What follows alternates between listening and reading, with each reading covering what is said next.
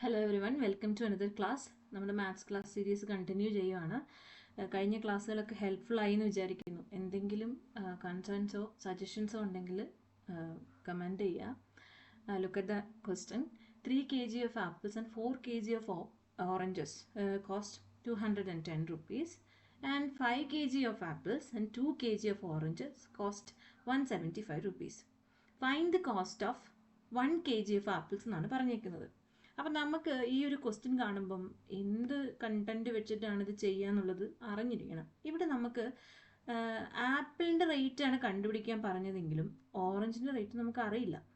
ആപ്പിളിൻ്റെ റേറ്റ് നമുക്കറിയത്തില്ല, ഓറഞ്ചസിൻ്റെ റേറ്റോ, അതായത് ഒരു kg ഓഫ് ആപ്പിളിൻ്റെ റേറ്റോ 1 kg ഓഫ് ഓറഞ്ചിൻ്റെ റേറ്റും അറിയില്ല. നമുക്ക് 2 അൺനോൺ ആയിട്ടുള്ള വാല്യൂസ് ഉണ്ട്. അപ്പം അങ്ങനെ 2 അൺനോൺ വാല്യൂസും ഉണ്ട്. ആ 2 അൺനോൺ വാല്യൂസിനെ കണക്ട് ചെയ്യുന്ന 2 സ്റ്റേറ്റ്മെൻറ്റുകളും തന്നിട്ടുണ്ട്. ഇങ്ങനെയുള്ള ടൈപ്പ് ഓഫ് ക്വസ്റ്റ്യൻസ്